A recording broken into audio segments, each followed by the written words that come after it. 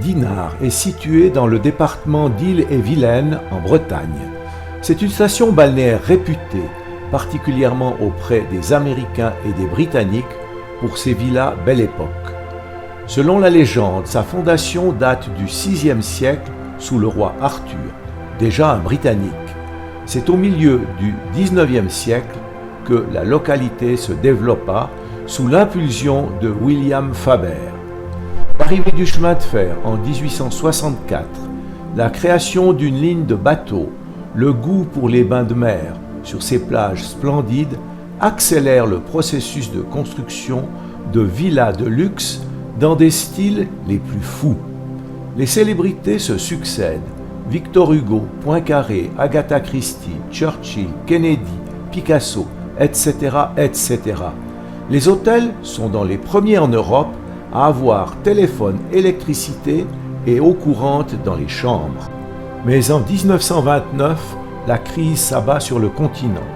La station vit ensuite des années folles où l'on oublie les tracas de la vie. Puis ce sera la Deuxième Guerre mondiale. Un monde nouveau émerge, moins aristocratique, plus moderne, épris de technologie, de vitesse.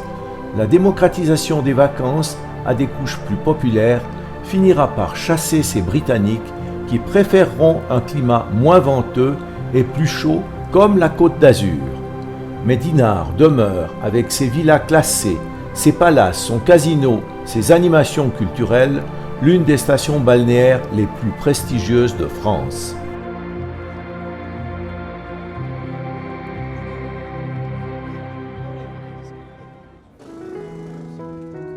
À Dinard, on rencontre toutes sortes de styles architecturaux. Dans cette rue, des immeubles typiques anglais avec leurs bow windows, oriels en français, ces fenêtres en encorbellement sur les façades. Certains de ces résidents anglais sont venus de la Normandie. Ici, des façades en pierre et des maisons en pans de bois, comme on en rencontre beaucoup à Rennes, à Vannes ou en Alsace. Le mélange des matériaux est aussi à la mode, pourvu qu'il y ait de la couleur. Briques en terre cuite, granit, carreaux faïencés, motifs floraux.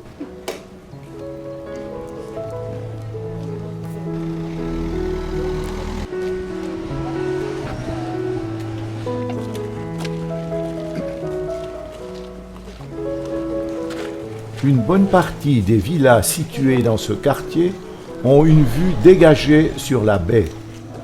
Devant nous, la villa des Rochebrunes, de style Louis XIII, la seule dans ce style à Dinard, construite en 1893.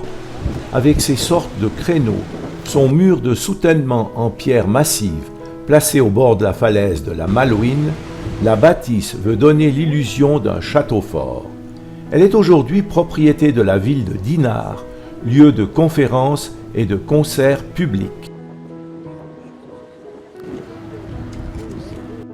Toutes ces maisons construites au XIXe siècle ont de larges baies sur la face maritime, attachant plus d'importance à la vue et à la lumière qu'aux inconvénients du vent et des tempêtes.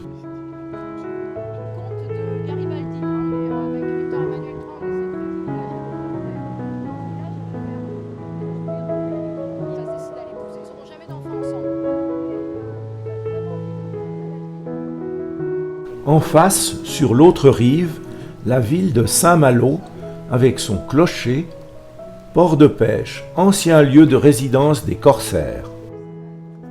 Nous voilà face à cette magnifique plage de sable fin qui, au XIXe puis au début du XXe siècle, a vu défiler les résidents de l'aristocratie qui venaient non pas tant pour des vacances que pour être vus et remarqués, aux cérémonies du thé à 17h, au casino, au concert, en toilette de luxe pour ces dames.